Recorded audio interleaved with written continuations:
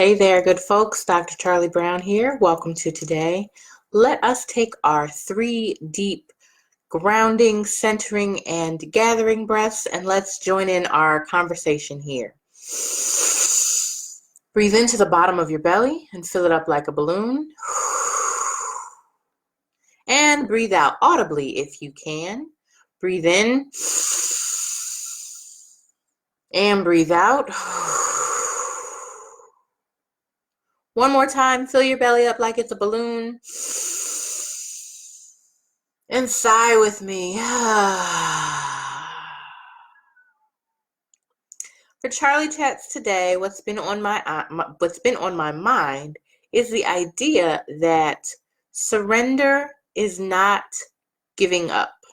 Now, personally, I struggle with surrender. My therapist and I used to call it the S word. I used to call it, she used to mirror. She's a good therapist. The S word, surrender, and the V word, vulnerability.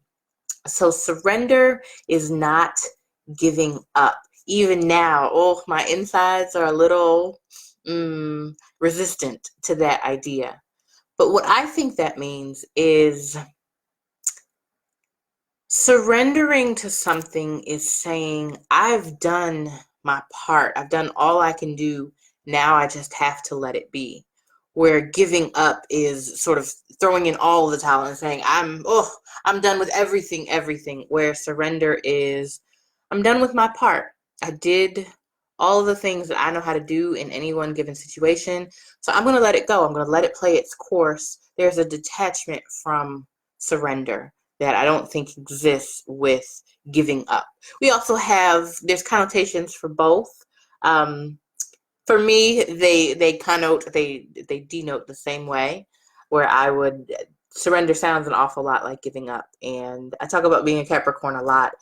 We don't really give up. We finish things out. We do things fully, completely until they're done, even sometimes to our own detriment. I can speak for myself on that.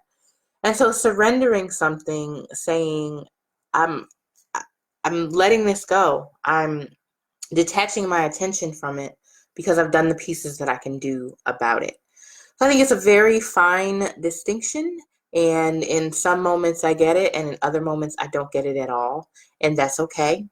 Every moment is an opportunity to reset. We're in the midst of this huge resetting. And so what can you surrender? What is no longer in your control? What have you done? Everything you've done that you can do for this thing in this moment or at this capacity, let it go. Trust that it will play itself out as it needs to. And there's nothing you can do, nothing more you can do about that. So, again, resistance in my own body. What is asking to be surrendered?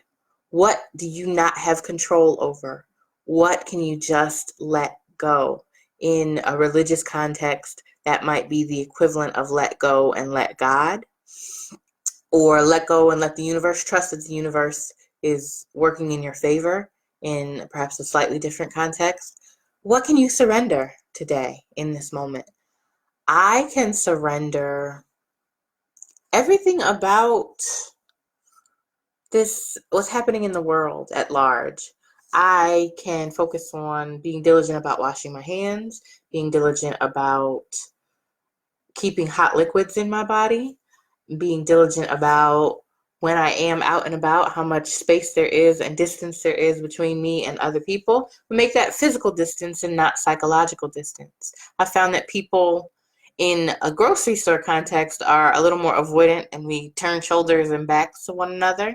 And yet, in other contexts, people are actually a bit more friendly, where they speak, maybe over there, but they speak and they're a little more attentive to keeping physical distance, but also to making sure that we greet each other in a pleasant way. And so I surrender everything outside of that. I surrender what is no longer in my control, what has never been in my control. And I do my part, and I surrender the rest. I can only do what I have capacity to do in any given moment.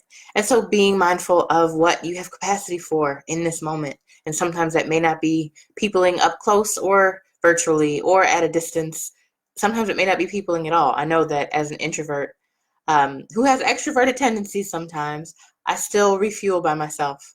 It still is a lot of effort for me to people, whether in real life or virtually, and I can surrender that too. Surrendering judgment is also a really good idea, especially now. This is a great opportunity to lay a new foundation because we can't go back. There's no point that we can return to. We've already passed the point of no return. So we must move forward. Whatever forward is for you, I encourage you to take this great transformational opportunity to lay this new foundation and figure out what this next phase of your life is going to look like and surrender the rest.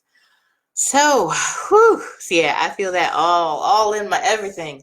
I feel that in my spirit.